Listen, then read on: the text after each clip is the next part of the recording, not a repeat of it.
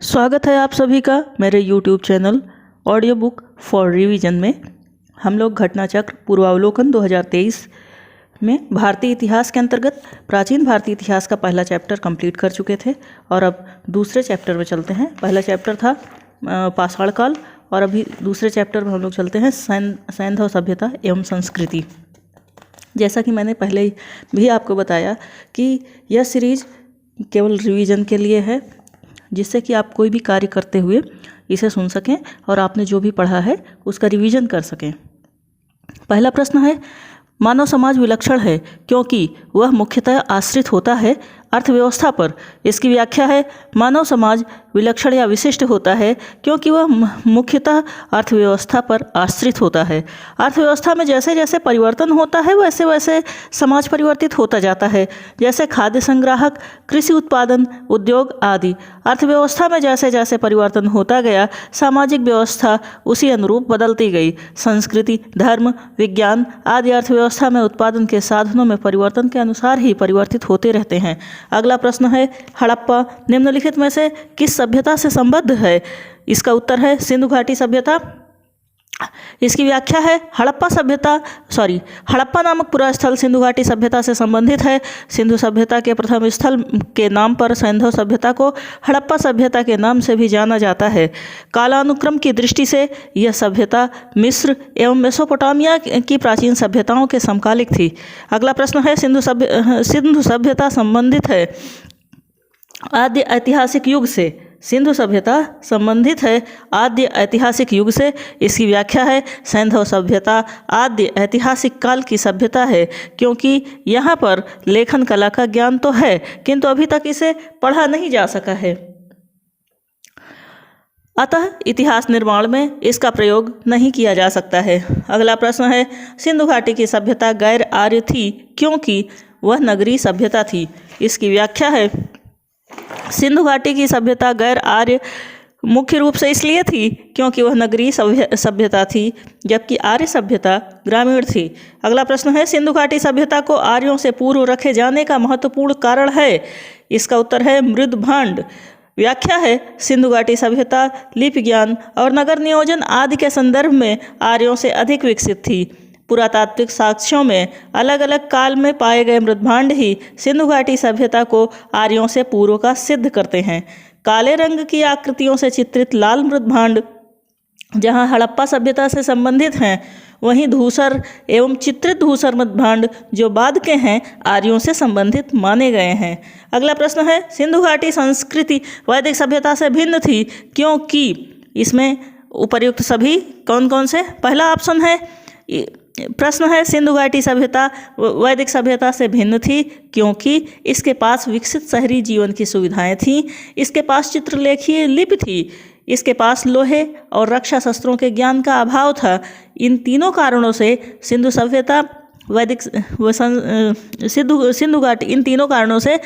घाटी संस्कृति वैदिक सभ्यता से भिन्न थी। इसकी व्याख्या है, सिंधु घाटी संस्कृति वैदिक सभ्यता से अनेक बातों में भिन्न थी। सिंधु घाटी सभ्यता नगरीय थी जबकि वैदिक सभ्यता ग्रामीण थी। सिंधु सभ्यता की लिपि भावचित्रात्मक थी। वैदिक सभ्यता के लोग लोहे तथा रक्षा शस्त्रों के ज्ञान से युक्त थे, जबकि सिंधु घाटी की सभ्यता में लोहे के ज्ञान का अभाव था। अगला प्रश्न है, हड़प्पा संस्कृति की जानकारी का प्रमुख स्रोत है। उत्तर है पुरातात्विक खुदाई। इसकी व्याख्या है, हड़प्पा सभ्यता की लिपि का वाचन अभी नहीं हो सका है, अतः सभ्यता से संबद्ध अनेक पुरास्थलों से प्राप्त पुरावशेष ही हड़प्पा संस्कृति के विशिष्ट तत्वों पर प्रकाश डालते हैं। निम्नलिखित में से कौन सा सिंधु घाटी की सभ्यता पर प्रकाश डालता है? इसका उत्तर है पुरातत्व संबंधी खुदाई। अगला प्रश्न है, सिंधु घाटी के निवासियों की सभ्यता को जानने का मूल स्रोत वहाँ पर पाई गई। उत्तर है मोहरें। व्याख्या है इसकी, सैंधव सभ्यता से संबद्ध विभिन्न पुरास्थलों की खुदाई के फलस्वरूप वहां से प्राप्त 3000 से अधिक मोहरें इस सभ्यता के विषय में जानकारी के सर्वाधिक महत्वपूर्ण साधन हैं। मोहरों पर अंकित चित्रों के माध्यम से सैंधव सभ्यता के विभिन्न कार्यकलापों एवं विश्वासों पर प्रकाश पड़ता है। अगला प्रश्न है, हड़प्पा सभ्यता की उत्पत्ति के संदर्भ में निम्नलिखित में से कौन सा जोड़ सही नहीं है? तो इसमें पहला वाला सही नहीं है, जो कि एम रफ़ीक मुग़ल हड़प्पा सभ्यता ने मेसोपोटामिया सभ्यता से प्रेरणा ली, यह गलत है।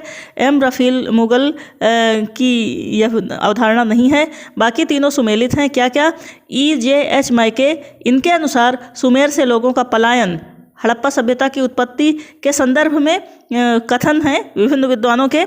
EJH मैके के अनुसार सुमेर से लोगों का पलायन। मार्टिमर व्हीलर के अनुसार पश्चिमी एशिया के से सभ्यता के विचार का प्रवसन। अमलानंद घोष के अनुसार हड़प्पा सभ्यता का उद्भव पूर्व हड़प्पा सभ्यता की परिपक्वता के परिणाम स्वरूप हुआ। इसकी व्याख्या है, हड़प्पा सभ्यता की उत्पत्ति के संदर्भ में अनेक विद्वानों ने अलग अलग मत प्रस्तुत किए हैं। EJH मैके का मानना है कि हड़प्पा सभ्यता की उत्पत्ति सुमेर अर्थात मेसोपोटामिया से लोगों के प्रवसन अर्थात माइग्रेशन के कारण हुआ। इन्हीं के समरूप प्रवसन के सिद्धांत के इतिहासविद D.H. गार्डन तथा मार्टिमर व्हीलर का मानना है कि हड़प्पा सभ्यता की उत्पत्ति पश्चिमी एशिया से सभ्यता के विचार के प्रवसन के कारण हुई। इस संदर्भ में अमलानंद घोष का विचार है कि हड़प्पा सभ्यता का उद्भव पूर्व हड़प्पा सभ्यता की परिपक्वता के परिणाम स्वरूप हुआ। Stuart Piggott, Fairservis, George F. Dales तथा रफ़ीक मुग़ल आदि विद्वान Stuart Piggott, Fairservis, George F. Dales तथा रफ़ीक मुग़ल आदि विद्वान स्थानीय उत्पत्ति के सिद्धांत को मान्यता देते हैं। एम रफ़ीक मुग़ल का मानना है कि हड़प्पा सभ्यता का विकास रावी नदी क्षेत्र में हड़प्पा में हुआ। इन्होंने इस पुरानी मान्यता का खंडन किया है कि हड़प्पा सभ्यता ने मेसोपोटामिया सभ्यता से प्रेरणा ली। अगला प्रश्न है, सूची 1 को 2 से सुमेलित करना है। सीधे सुमेलित उत्तर देखते हैं। Harappa Dayaram Sahni, Hastinapur B B Lal, Takshashila John Marshall, Kaushambi NG Majumdar. फिर से सुन लेते हैं। Harappa Dayaram Sahni, Hastinapur B B Lal, Takshashila John Marshall, Kaushambi NG Majumdar. अगला प्रश्न है, भारत में चांदी की उपलब्धता के प्राचीनतम साक्ष्य मिलते हैं हड़प्पा संस्कृति में। व्याख्या है इसकी, हड़प्पा वासियों को चांदी की जानकारी थी।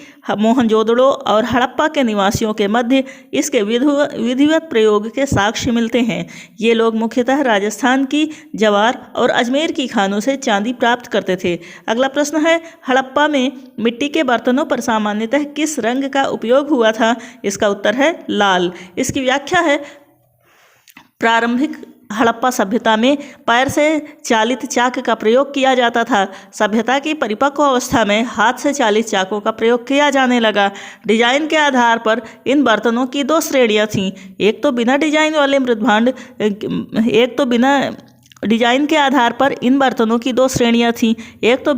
वाले मृदभांड की तथा दूसरे चित्रित मृदभांड की।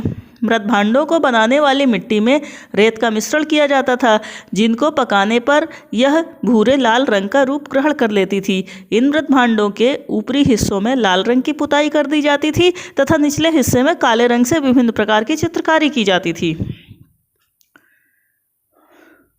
मूर्ति पूजा का प्रारंभ कब से माना जाता है? पूर्व आर्य प्री आर्यन। इसकी व्याख्या है, मूर्ति पूजा का प्रारंभ पूर्व आर्य काल से माना जाता है। सैंधव सभ्यता में मूर्ति पूजा प्रचलित थी। इसके उदाहरण अनेक सैंधव पुरास्थलों से प्राप्त मातृ देवी की मृण मूर्तियों तथा मुहरों पर प्राप्त चित्र हैं। अगला प्रश्न है, निम्नलिखित पशुओं में से किस एक का हड़प्पा संस्कृति में पाई गई मुहरों और टेराकोटा कलाकृतियों में निरूपण नहीं हुआ था? तो इसमें गाय का नहीं हुआ था, बाकी का हुआ था निरूपण।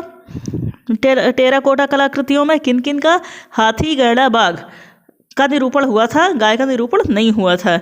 इसकी व्याख्या है, हड़प्पा संस्कृति की मुहरों एवं टेराकोटा कलाकृतियों में गाय का चित्रण नहीं मिलता है, जबकि हाथी, गैंडा, बाघ, हिरण, भेड़ा आदि के अंकन मिलते हैं। गाय को महत्व वैदिक काल में प्राप्त हुआ। अगला प्रश्न है, निम्नलिखित में से कौन सा एक हड़प्पा स्थल नहीं है? तो इसमें सोहगौरा हड़प्पा स्थल नहीं है, बाकी तीनों हड़प्पा स्थल हैं। कौन कौन से? चन्हुदड़ो, कोटदीजी, देसलपुर, ये तीनों हड़प्पा स्थल हैं। इसकी व्याख्या है, सोहगौरा उत्तर प्रदेश के गोरखपुर में राप्ती नदी के किनारे स्थित एक गांव है।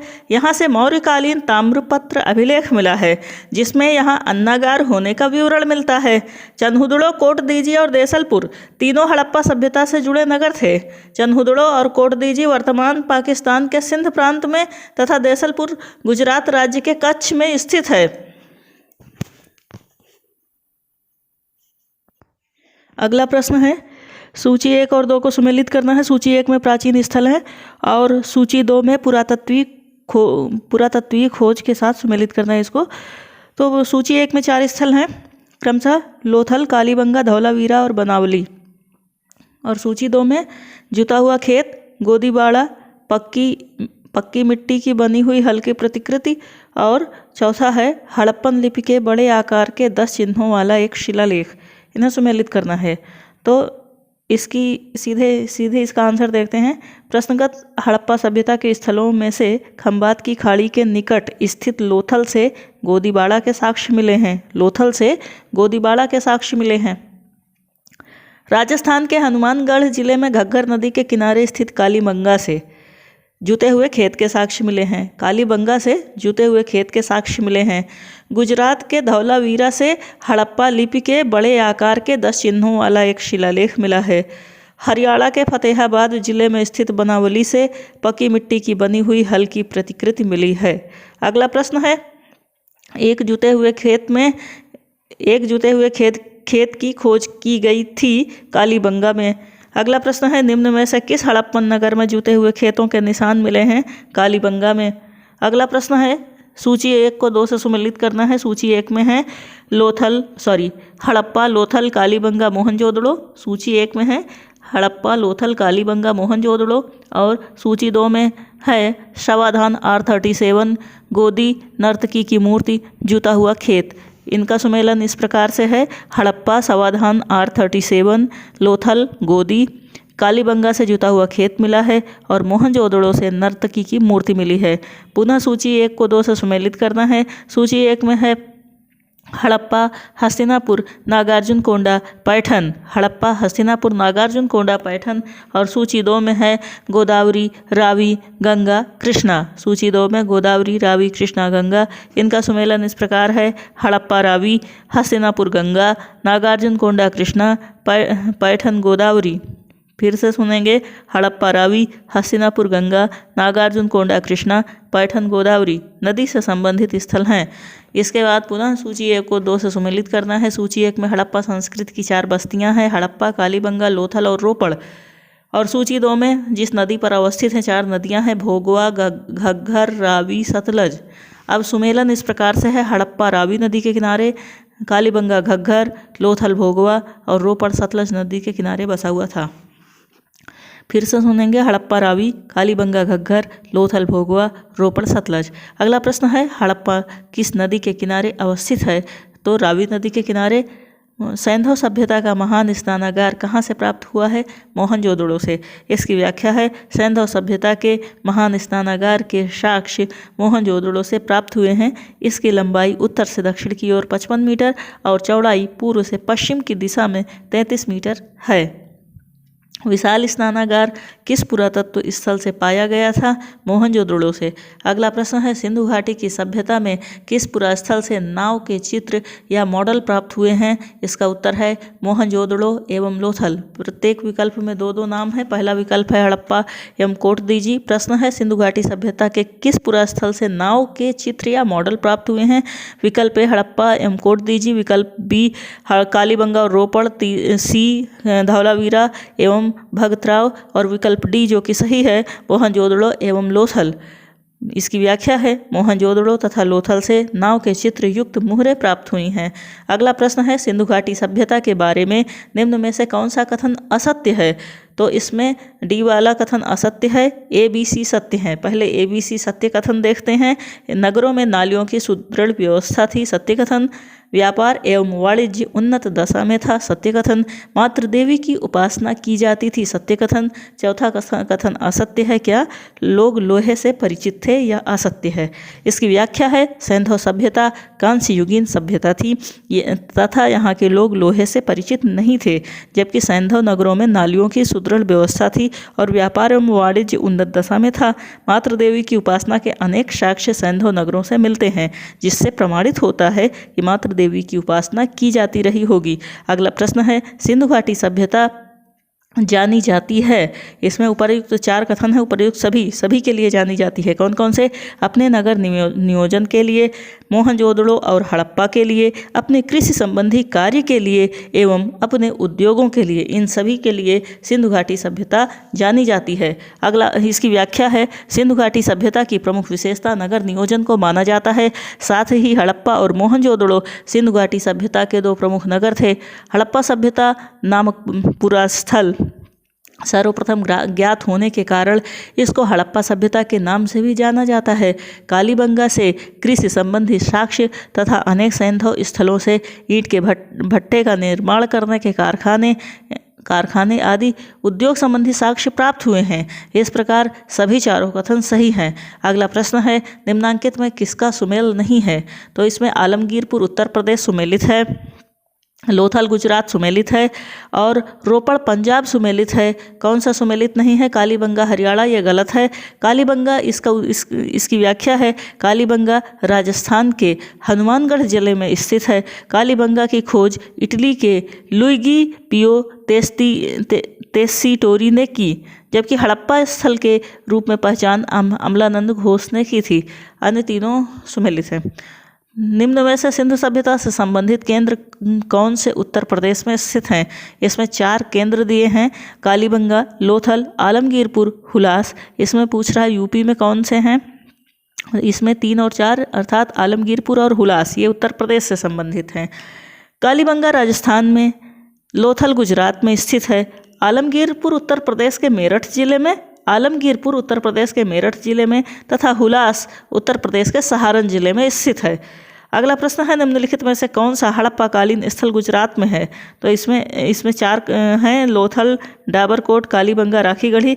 इसमें गुजरात में लोथल है, लोथल गुजरात में है। अगला प्रश्न है, हड़प्पा संस्कृति के स्थल एवं उनकी स्थिति संबंधी निम्नलिखित युग्मों में से कौन एक सही सुमेलित नहीं है? तो इसमें 3 सही सुमेलित हैं। आलमगीरपुर उत्तर प्रदेश सही सुमेलित है, बनावली हरियाणा सही सुमेलित है, दायमाबाद महाराष्ट्र सही सुमेलित है और चौथा है राखीगढ़ी राजस्थान, यह गलत है, सही सुमेलित नहीं है। क्यों? क्योंकि राखीगढ़ी हरियाणा के हिसार जिले में घग्गर नदी के तट पर स्थित है। अगला है, सूची 1 और 2 को सुमेलित करना है। 4 सूची 1 में हड़प्पी स्थल हैं, कौन कौन से? मांडा, दायमाबाद, कालीबंगा, राखीगढ़ी। और सूची 2 में उनकी स्थिति है राजस्थान, हरियाणा, जम्मू कश्मीर, महाराष्ट्र। इनको सुमेलित करना है। सुमेलन इस प्रकार से, मांडा जम्मू कश्मीर, दायमाबाद महाराष्ट्र, कालीबंगा राजस्थान, राखीगढ़ी हरियाणा। अगला प्रश्न पुनः सुमेलित करना है। सूची 1 में हड़प्पापुरा स्थल हैं, बालू, मांडा, पाडरी, हुलास। और दूसरे सूची 2 में भारत के राज्य संघ राज्य क्षेत्र हैं, उत्तर प्रदेश, जम्मू कश्मीर, हरियाणा, गुजरात। इसका सुमेलन इस प्रकार है, बालू हरियाणा में है, मांडा जम्मू कश्मीर, पाडरी गुजरात और हुलास उत्तर प्रदेश। अगला प्रश्न है, हड़प्पा संस्कृति के निम्नलिखित स्थलों में कौन सिंध में अवस्थित है? तो इसमें 4 विकल्प हैं, 4 हैं, फिर उनमें कूट चुनना है। हड़प्पा, मोहनजोदड़ो, चन्हुदड़ो, सुरकोटदा। इसमें बताना है कि कौन से सिंध में अवस्थित है। तो इसमें 2 और 3 अर्थात मोहनजोदड़ो और चन्हुदड़ो सिंध में अवस्थित हैं।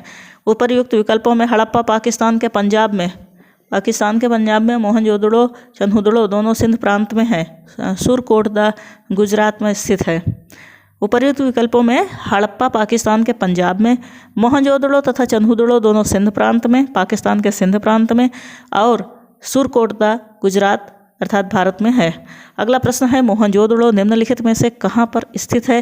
सी ऑप्शन, पाकिस्तान के सिंध प्रांत में। अगला प्रश्न है, चन्हुदड़ो के उत्खनन का निर्देशन किया था J.H. मैके ने। इसकी व्याख्या है मोहनजोदड़ो से लगभग 129 किलोमीटर दक्षिण में स्थित चंदहुदड़ो की खोज सर्वप्रथम वर्ष 1931 में एन जी मजूमदार ने की तथा वर्ष 1935-36 में मैके ने यहाँ पर उत्खनन करवाया। अगला प्रश्न है सिंधु घाटी सभ्यता का कौन सा स्थान अब पाकिस्तान में है? इसमें 4 है कालीबंगा, हड़प्पा, लोथल, आलमगीरपुर। तो इसमें हड़प्पा पाकिस्तान में है। इसकी व्याख्या है हड़प्पा के अवशेष आधुनिक पाकिस्तान के पंजाब प्रांत के साहिवाल जिले में स्थित हैं। यह स्थल रावी नदी के तट पर स्थित था, जबकि कालीबंगा राजस्थान के हनुमानगढ़ जिले में, लोथल गुजरात प्रांत के अहमदाबाद जिले में तथा आलमगीरपुर उत्तर प्रदेश के मेरठ जिले में स्थित है। अगला प्रश्न है रंगपुर जहां हड़प्पा की समकालीन सभ्यता थी है रंगपुर जहां हड़प्पा की समकालीन सभ्यता थी है सौराष्ट्र में। इसकी व्याख्या है रंगपुर गुजरात के सौराष्ट्र क्षेत्र में स्थित है।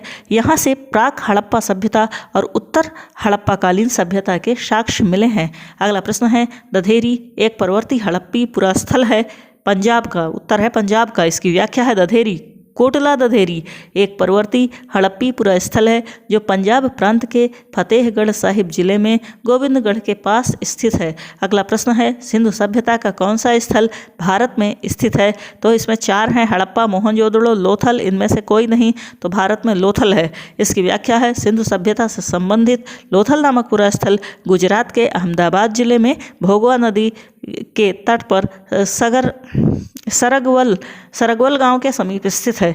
हड़प्पा और मोहनजोदड़ो पाकिस्तान में स्थित हैं। अगला प्रश्न है वह हड़प्पी नगर जिसका प्रतिनिधित्व लोथल का पुरातत्व स्थल करता है किस नदी पर स्थित था? वह हड़प्पी नगर जिसका प्रतिनिधित्व लोथल का पुरातत्व स्थल करता है किस नदी पर स्थित था? भोगवा। इसकी व्याख्या हड़प्पी नगर लोथल गुजरात के अहमदाबाद जिले में भोगवा नदी के किनारे स्थित है। यहाँ की सर्वाधिक महत्वपूर्ण उपलब्धि हड़प्पाकालीन बंदरगाह यानी पत्तन नगर है। हड़प्पा सभ्यता में स्थित लोथल स्थित है गुजरात में। अगला प्रश्न है सिंधु घाटी सभ्यता का पत्तन नगर लोथल। अगला प्रश्न है सिंधु घाटी सभ्यता की सबसे महत्वपूर्ण विशेषता क्या है? तो इसमें 5 विकल्प हैं, चौथा उपर्युक्त में से कोई नहीं और एक से अधिक, तो इसमें एक से अधिक सही हैं। प्रश्न है सिंधु घाटी सभ्यता की महत्वपूर्ण विशेषता क्या है? 2 उत्तर सही हैं, पक्की ईंट से बनी इमारत, कला और वास्तुकला। इसकी व्याख्या है सिंधु घाटी सभ्यता भारतीय उपमहाद्वीप की प्राचीनतम नगरीय सभ्यता थी। पक्की ईंटों से निर्मित इमारतें, सुनियोजित वास्तुकला, उन्नत व्यापार व वाणिज्य जैसी इस सभ्यता की प्रमुख विशेषताएं थीं। ध्यातव्य है कि मेसोपोटामिया एवं मिस्र आदि प्राचीन सभ्यताओं की भांति हड़प्पा सभ्यता में पूजा स्थलों के स्पष्ट साक्ष्य नहीं मिलते हैं। इसी प्रकार भारत में प्रथम असली मेहराब का उदाहरण बलबंद के मकबरे में दिखता है, अतः विकल्प ही सही है। अगला प्रश्न है निम्नलिखित में से कौन सा एक हड़प्पा का बंदरगाह है? लोथल। अगला प्रश्न है निम्न में से किस हड़प्पाकालीन स्थल से हल का टेराकोटा प्राप्त हुआ है? तो वो स्थल है बनावली। इसकी व्याख्या है हरियाणा के फतेहाबाद जिले में स्थित बनावली से हल का टेराकोटा प्राप्त हुआ है। अगला प्रश्न है निम्नलिखित में से कौन सा सिंधु घाटी की सभ्यता से संबंधित स्थल नहीं है? तो पाटलिपुत्र नहीं है, बाकी तीनों हैं। कौन कौन से? कालीबंगा, रोपड़ और लोथल सिंधु घाटी की सभ्यता से संबंधित स्थल हैं। इसकी व्याख्या है कालीबंगा, रोपड़ तथा लोथल सिंधु घाटी की सभ्यता से संबंधित स्थल हैं, जबकि पाटलिपुत्र सिंधु घाटी सभ्यता से संबंधित स्थल नहीं है। अगला प्रश्न है भारत में हड़प्पा का बृहद स्थल है राखीगढ़ी। इसमें 4 हैं राखीगढ़ी, धौलावीरा, कालीबंगा और लोथल। प्रश्न है भारत में हड़प्पा का बृहद स्थल है भारत में हड़प्पा का बृहद स्थल है राखीगढ़ी। इसकी व्याख्या है हरियाणा के हिसार जिले में अवस्थित राखीगढ़ी हड़प्पाकालीन सभ्यता का सबसे बड़ा स्थल है भारत में। मोहनजोदड़ो, हड़प्पा और गनवेरी वाला पाकिस्तान में तथा राखीगढ़ी एवं धौलावीरा भारत में हड़प्पा के 5 बृहद स्थल की श्रेणी में आते हैं। देखो हड़प्पा का सबसे बड़े स्थल मोहनजोदड़ो, हड़प्पा, गनवेरी वाला ये चले गए हैं पाकिस्तान में। तो जो भारत में बचे हैं तो भारत में जो है राखीगढ़ी सबसे बड़ा स्थल है और उसके बाद धौलावीरा। अगला प्रश्न है भारत का सबसे बड़ा हड़प्पनपुरा स्थल, तो इसमें भारत में जो है राखीगढ़ी है। अगला प्रश्न है स्थापित सिंधु घाटी सभ्यता जिन नदियों के तट पर बसी थी वे थीं, इसमें 4 हैं, कूट चुनना है।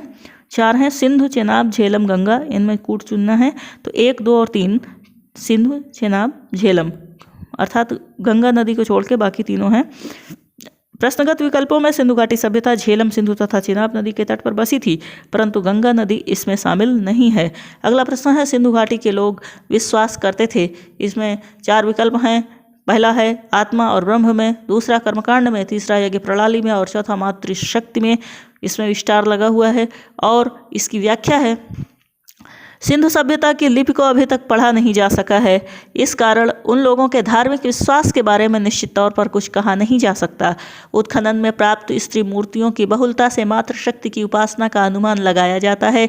पुरुष आकृतियों से शिव की पूजा अनुमानित होती है। अग्निकुंड या यज्ञ वेदिकाएं भी प्राप्त हुई हैं। मृतकों के साथ दैनिक उपयोग की वस्तुओं को दफनाने से आत्मा में विश्वास का अनुमान लगाया जाता है। आत्मा में विश्वास का अनुमान लगाया जाता है। फिर भी कई विद्वान इन्हें मुख्यतः मातृशक्ति का उपासक मानते हैं, लेकिन निश्चित तौर पर इस प्रश्न का उत्तर नहीं दिया जा सकता। अगला प्रश्न है, सिंधु घाटी के लोग पूजा करते थे पशुपति की। इसकी व्याख्या है, सिंधु घाटी के लोग पशुपति शिव की पूजा भी करते थे। इसका प्रमाण मोहनजोदड़ो से प्राप्त एक मुहर है जिस पर योगी की आकृति बनी है। अगला प्रश्न है, मोहनजोदड़ो एवं हड़प्पा की पुरातात्विक खुदाई के प्रभारी थे सर जॉन मार्शल। इसकी व्याख्या है, भारतीय पुरातत्व सर्वेक्षण विभाग के महानिदेशक सर जॉन मार्शल के निर्देश पर 1921 में दयाराम साहनी ने हड़प्पा तथा वर्ष 1922 में राखालदास बनर्जी ने मोहनजोदड़ो की खोज की। हड़प्पा के टीले के विषय में सर्वप्रथम जानकारी चार्ल्स मेंसन ने 1826 ईस्वी में दिया था। अगला प्रश्न है, सिंधु घाटी सभ्यता को खोज निकालने में जिन 2 भारतीयों का नाम जुड़ा है वे हैं राखालदास बनर्जी तथा दयाराम साहनी। इसकी व्याख्या है, सिंधु घाटी सभ्यता को खोज निकालने में राखालदास बनर्जी तथा दयाराम साहनी नामक 2 भारतीयों का नाम जुड़ा है। अगला प्रश्न है, निम्नलिखित में से कौन सुमेलित नहीं है? तो इसमें हड़प्पा दयाराम साहनी, ए ऑप्शन है हड़प्पा दयाराम साहनी, बी लोथल SR राव, सी सुरकोटदा JP जोशी और डी धवलावीरा VK थापड़। इसमें डी वाला सुमेलित नहीं है, बाकी तीनों सुमेलित हैं। कौन कौन से? हड़प्पा दयाराम साहनी सुमेलित है, लोथल SR राव सुमेलित है, सुरकोटदा JP जोशी सुमेलित है, धवलावीरा VK थापड़ गलत है। इसकी व्याख्या है, हड़प्पा का उत्खनन दयाराम साहनी ने, लोथल का उत्खनन SR राव तथा सुरकोटजा का उत्खनन JP जोशी ने कराया था, जबकि धवलावीरा का उत्खनन RS बिष्ट ने कराया था। धवलावीरा का उत्खनन RS बिष्ट ने कराया था। अगला प्रश्न है, हड़प्पा का उत्खनन करने वाला प्रथम पुरातत्वविद जो इसके महत्व को समझ नहीं पाया था, ए कनिंघम महोदय ने भारतीय उपमहाद्वीप के ऐतिहासिक महत्व के टीलों की खोज की थी, किंतु हड़प्पा के टीलों के महत्व को समझ नहीं सके थे। अगला प्रश्न है, निम्नलिखित में से कौन हड़प्पा और मोहनजोदड़ो के उत्खनन से संबंधित नहीं थे? तो इसमें उत्तर है ए वी स्मिथ संबंधित नहीं थे, अर्थात बाकी तीनों संबंधित थे। कौन कौन से? RD बनर्जी, KN दीक्षित और MM वत्स। इसकी व्याख्या है, वर्ष 1921 में दयाराम साहनी ने हड़प्पा का उत्खनन कराया।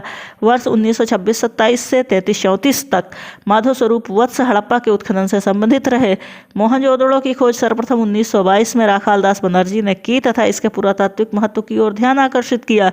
इसके अतिरिक्त कुछ अन्य विद्वानों KN Dikshit, Ernest Mackay, RN Stein, A Ghosh, JP Joshi आदि ने भी इस सभ्यता की खोज में महत्वपूर्ण योगदान दिया। अतः स्पष्ट है कि VA स्मिथ हड़प्पा सभ्यता की खोज से संबंधित नहीं रहे, बल्कि ये एक आयरिश इंडोलॉजिस्ट एवं इतिहासकार के रूप में प्रसिद्ध थे। अगला प्रश्न है, सिंधु सभ्यता की विकसित अवस्था में निम्नलिखित में से किस स्थल से घरों में कुओं के अवशेष मिले हैं? 4 ऑप्शन है, हड़प्पा, कालीबंगा, लोथल, मोहनजोदड़ो और स्टार लगा है। चलते हैं इसकी व्याख्या में है, जय नारायण पांडे की पुस्तक पुरातत्व विमर्श के पृष्ठ संख्या 386 2020 संस्करण के अनुसार सिंधु सभ्यता के अधिकांश नगरों के लगभग प्रत्येक घर में निजी कुएं एवं स्नानागार होते थे और पानी के निकास के लिए नालियों की व्यवस्था थी। रामशरण शर्मा की पुस्तक प्राचीन भारत का इतिहास के पृष्ठ संख्या 78 के अनुसार कालीबंगा के प्रायः सभी घरों में कुएं थे। तो इस प्रकार से 2 उत्तर इसमें सही हैं। मतलब पुरातत्व विमर्श के अनुसार जय नारायण पांडे के अनुसार सिंधु सभ्यता के अधिकांश नगरों में कुएं थे और स्नानागार थे, जबकि राम सरल शर्मा के अनुसार कालीबंगा के प्राय सभी घरों में कुएं थे। तो इस प्रकार से इसके सही उत्तर तक पहुंचना मुश्किल है, इसीलिए स्टार दिया हुआ है। अगला प्रश्न है, भारत में निम्नलिखित के आने का सही कालानुक्रम क्या है? 4 इसमें हैं। सोने के सिक्के, आहत मुद्रा, चांदी के सिक्के, तीसरा है लोहे का हल और चौथा नगर संस्कृति। आने का क्रम पूछ रहा है, तो इसमें उत्तर है भारत में सबसे पहले प्राचीन सभ्यता हड़प्पा सभ्यता अपनी नगर योजना के लिए विख्यात है। हड़प्पा सभ्यता की नगर योजना की आधार सामग्री मोहनजोदड़ो, हड़प्पा, चन्हुदड़ो, कालीबंगा, लोथल, सूरकोटदा तथा बनावली से प्राप्त होता है। सिंधु घाटी की सभ्यता कांस्यकालीन है। लोहे का ज्ञान कांसे के बाद वैदिक काल के दौरान लगभग 1000 ईसा पूर्व में हुआ। भारत में सबसे प्राचीन सिक्के आहत मुद्रा के रूप में लगभग 6ठी शताब्दी ईसा पूर्व में अस्तित्व में आए। सबसे पहले भारत में सोने के सिक्के हिंद यवन शासकों 2वीं शताब्दी ईसा पूर्व ने जारी किया। तो इसमें सबसे पहले हो गई, इसमें जो 4 विकल्प थे और आने का कालानुक्रम पूछ रहा है, तो सबसे पहले नगर संस्कृति आई, फिर लोहे का हल आया, इसके बाद आहत मुद्रा चांदी के सिक्के आए और सबसे अंत में सोने के सिक्के आए भारत में। इसके बाद अगला प्रश्न है, सर्वप्रथम मानव ने निम्न धातु का उपयोग किया। 4 धातुएं हैं, सोना, चांदी, तांबा, लोहा। तो इसमें तांबा का उपयोग सबसे पहले किया। इसकी व्याख्या है, सर्वप्रथम मानव द्वारा तांबा धातु का प्रयोग किया गया था। विश्व के विभिन्न भागों में इसके प्रयोग की तिथि में पर्याप्त अंतर है। अगला प्रश्न है, हाथी दांत का पैमाना हड़प्पी संदर्भ में मिला है लोथल में। इसकी व्याख्या है, हड़प्पा सभ्यता भारत की प्राचीनतम सभ्यता थी। हड़प्पी संदर्भ में हाथी दांत का पैमाना लोथल से मिला है। यह गुजरात में स्थित है। अगला प्रश्न है, हड़प्पा कालीन स्थलों में अभी तक किस धातु की प्राप्ति नहीं हुई है? तो इसमें तांबा, स्वर्ण, चांदी, लोहा की प्राप्ति अभी तक नहीं हुई है हड़प्पा कालीन स्थलों में। इसकी व्याख्या है, हड़प्पा सभ्यता एक कांस्य युगीन सभ्यता थी। यहाँ से तांबा, कांसा, स्वर्ण और चांदी आदि धातुएं तो मिली हैं, परंतु लोहे की प्राप्ति नहीं हुई है। वस्तुतः हड़प्पा कालीन लोग लोहे से परिचित नहीं थे। भारत में लौह युग का प्रारंभ उत्तर वैदिक काल लगभग 1000 ईसा पूर्व से माना जाता है। निम्न में से कौन सा स्थल घग्गर और उसकी सहायक नदियों की घाटी में स्थित है? तो इसमें 4 विकल्प हैं, आलमगीरपुर, लोथल, मोहनजोदड़ो और बनावली। तो घग्गर और उसकी सहायक नदियों की घाटी में बनावली स्थित है। इसकी व्याख्या है, हरियाणा स्थित बनावली नामक हड़प्पी स्थल घग्गर एवं उसकी सहायक नदियों द्वारा निर्मित घाटी में स्थित है। अगला प्रश्न है, निम्नलिखित कथनों पर विचार कीजिए। नीचे दिए गए कूट को चुनना है। इसमें 3 कथन हैं और जिसमें से 1 और 2 सही हैं। पहला कथन सही है, क्या है? मोहनजोदड़ो, हड़प्पा, रोपड़ एवं कालीबंगा सिंधु घाटी सभ्यता के प्रमुख स्थल हैं। सही कथन। दूसरा भी सही है, हड़प्पा के लोगों ने सड़कों तथा नालियों के जाल के साथ नियोजित शहरों का विकास किया। सही कथन। और तीसरा सही नहीं है, क्या है? हड़प्पा के लोगों को धातुओं के उपयोग का पता नहीं था। यह गलत है। इसकी व्याख्या है, हड़प्पा, मोहनजोदड़ो, रोपड़, लोथल एवं कालीबंगा सिंधु घाटी सभ्यता के प्रमुख स्थल हैं। सिंधु सभ्यता में सड़कें एक दूसरे को समकोण पर काटती हैं। इसे ऑक्सफोर्ड सर्कस कहते हैं, काटती थी। इस व्यवस्था को ऑक्सफोर्ड सर्कस कहते हैं। सड़कों के दोनों ओर किनारों पर पक्की नालियां बनाई जाती थीं, जिन्हें बड़ी ईंटों अथवा पत्थर के टुकड़ों से ढका जाता था। इस समय सोने तथा चांदी के आभूषण बनाए जाते थे। तांबे के साथ टिन मिलाकर कांसा तैयार किया जाता था। अगला प्रश्न है, कथन और कारण। कथन है, मोहनजोदड़ो तथा हड़प्पा नगर अब विलुप्त हो गए हैं। कारण दिया है, वह खुदाई के दौरान प्रकट हुए थे। बी ऑप्शन सही है, अर्थात ए और आर दोनों सही, किंतु आर सही स्पष्टीकरण नहीं, किंतु आर ए का सही स्पष्टीकरण नहीं है। इसकी व्याख्या है, मोहनजोदड़ो वर्तमान पाकिस्तान के सिंध प्रांत के लरकाना जिले में सिंधु नदी के दाएं तट पर तथा हड़प्पा कहाँ है? वर्तमान पाकिस्तान के पंजाब प्रांत के साहिवाल जिले में रावी नदी के बाएं तट पर है। फिर से देख लेते हैं, मोहनजोदड़ो कहाँ है? वर्तमान पाकिस्तान के सिंध प्रांत के लरकाना जिले में सिंधु नदी के दाएं तट पर। हड़प्पा कहाँ है? वर्तमान पाकिस्तान के पंजाब प्रांत के साहिवाल जिले में रावी नदी के बाएं तट पर है।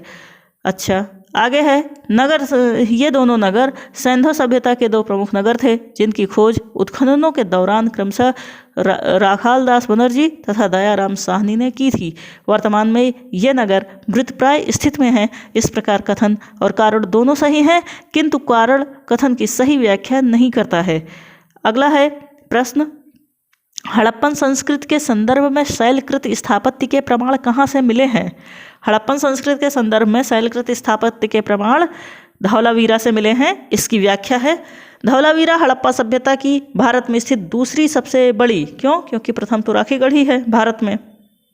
क्यों? क्योंकि हड़प्पा मोहनजोदड़ो तो पाकिस्तान में है, भारत में सबसे बड़ी बस्ती राखीगढ़ी और दूसरा कौन सा है? धौलावीरा। तो इसकी व्याख्या है, धौलावीरा हड़प्पा सभ्यता की भारत में स्थित दूसरी सबसे बड़ी बस्ती है। यह गुजरात के कच्छ के रन में अवस्थित है।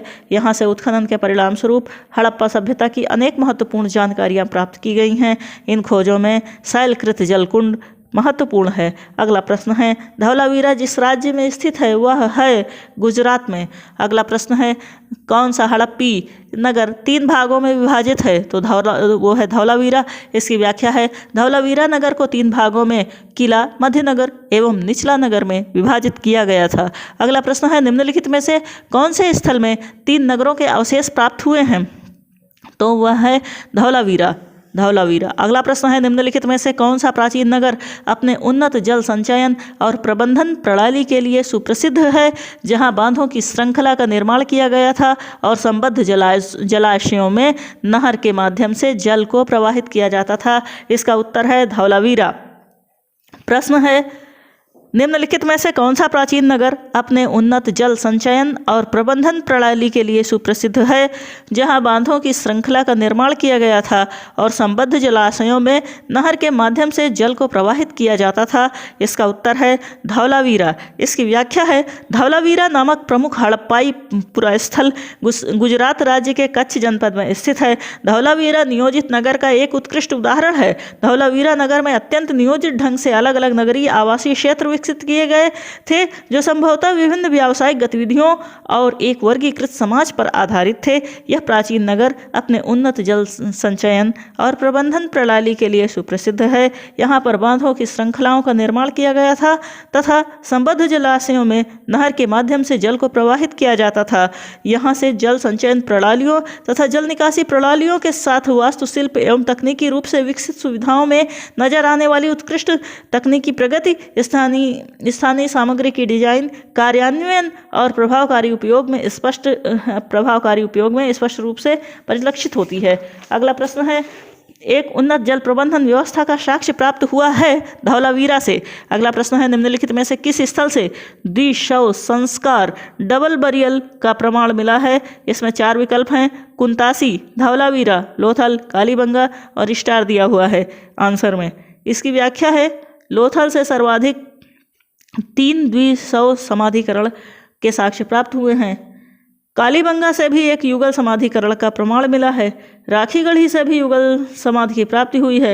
यदि संख्या को आधार माना जाए तो सही विकल्प सी होगा, किंतु यदि प्रमाण को आधार माना जाए तो सही विकल्प सी और डी होगा।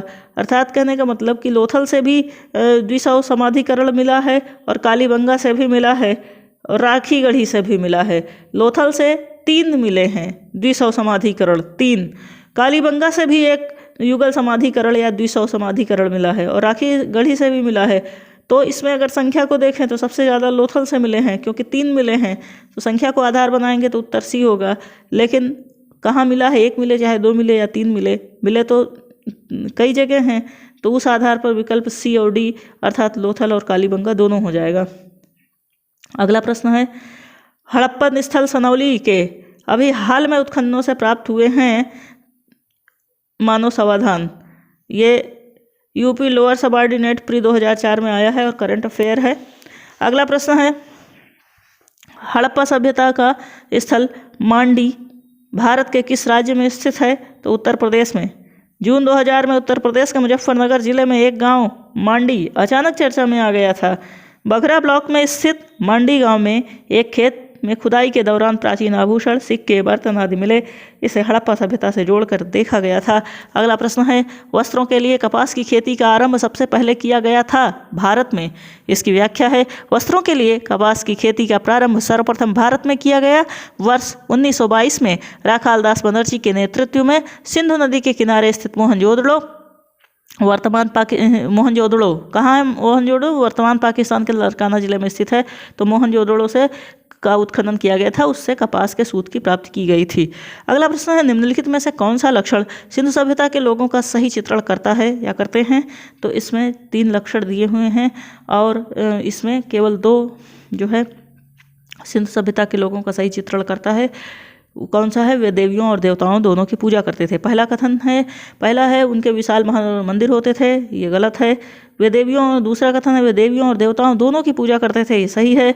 तीसरा कथन है वे युद्ध में घोड़ों द्वारा खींचे गए रथों का प्रयोग करते थे, ये गलत है। इसकी व्याख्या है, वर्तमान तक सिंधु घाटी सभ्यता के स्थलों की खुदाई में किसी मंदिर अथवा पूजा स्थल के साक्ष्य प्राप्त नहीं हुए हैं, अतः इस सभ्यता के धार्मिक जीवन का एकमात्र स्रोत यहाँ पाई गई मिट्टी और पत्थर की मूर्तियाँ एवं मुहरें हैं। इनसे यह ज्ञात होता है कि यहाँ मातृदेवी, पशुपति शिव तथा लिंग एवं योनि की पूजा और पीपल, नीम आदि पेड़ों एवं नाग आदि जीव जंतुओं की उपासना प्रचलित थी। पशुओं में हाथी, बाघ, भैंसा, गैड़ा और घड़ियाल के चित्र मिलते हैं, लेकिन घोड़े के चित्र का अभाव है। हालांकि घोड़े की अस्थियां लोथल, सुरकोटजा एवं सुरकोटडा एवं कालीबंगा इत्यादि स्थलों से प्राप्त हुई हैं। फिर भी घोड़े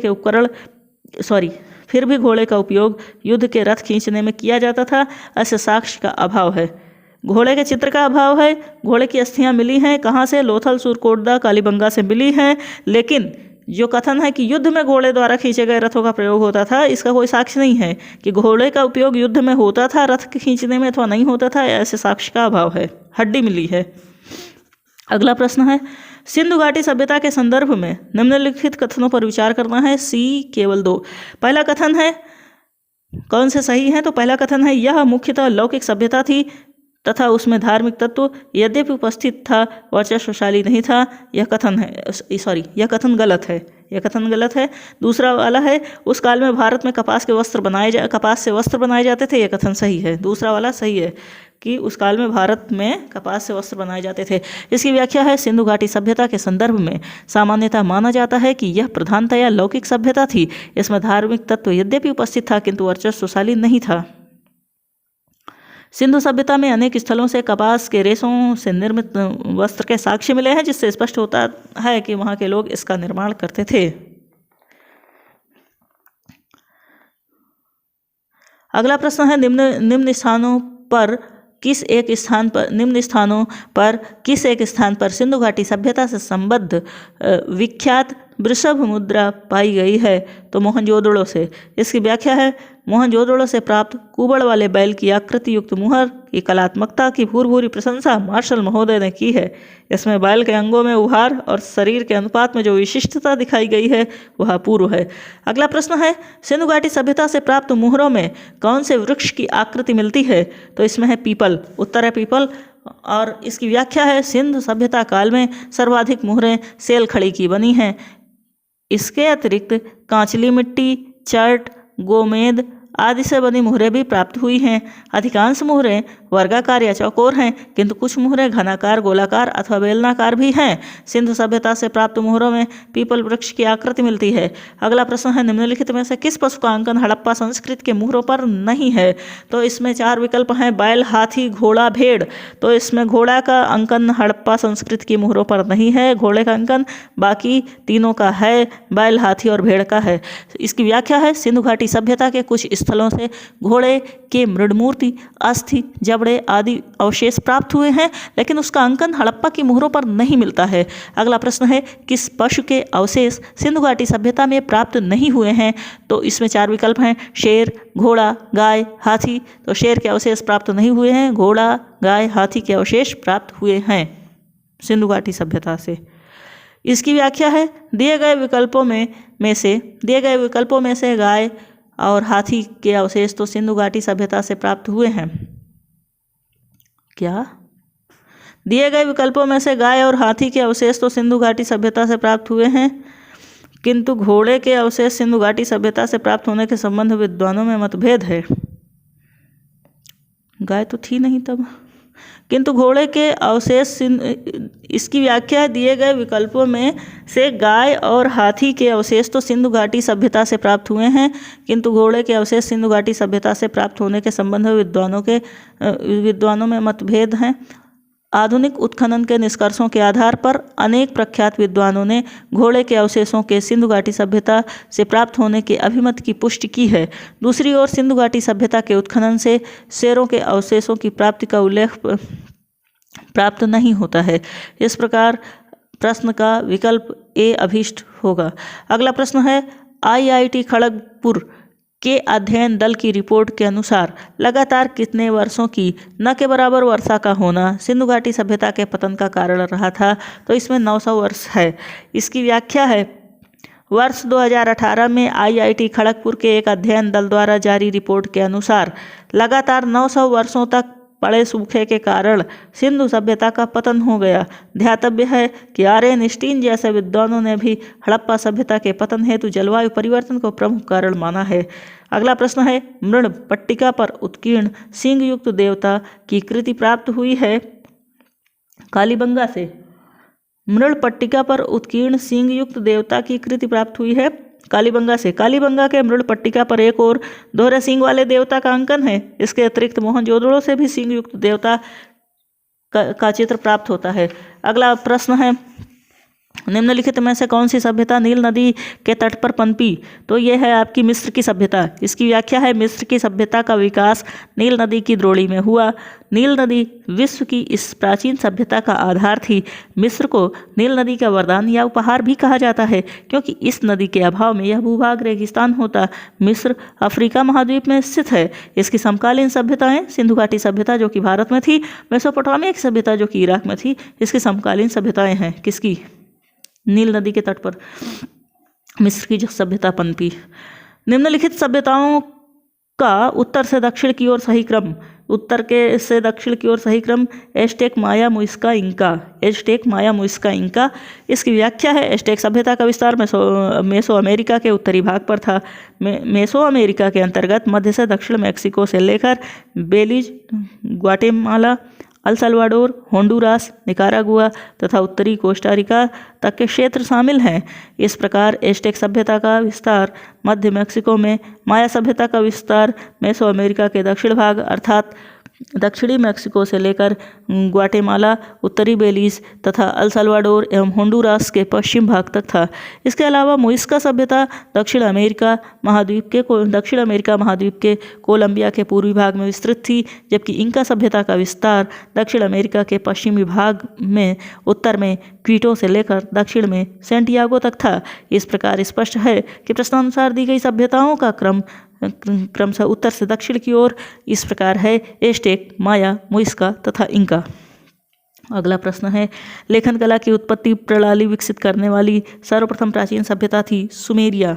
लेखन कला की उचित प्रणाली विकसित करने वाली सर्वप्रथम प्राचीन सभ्यता थी सुमेरिया। इसकी व्याख्या है, सुमेरिया सभ्यता के लोग प्राचीन विश्व के प्रथम लिपि आविष्कर्ता थे।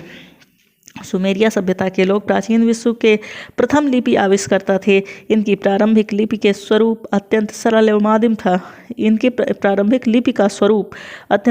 आदिम था। सुमेरिया की क्यूनिफॉर्म लिपि को सामान्यतः प्राचीनतम लिपि माना जाता है। इसी के साथ ये चैप्टर समाप्त होता है। अगला चैप्टर है वैदिक काल, उसको अगले पार्ट में रिकॉर्ड किया जाएगा और मेरी अपेक्षा रहेगी कि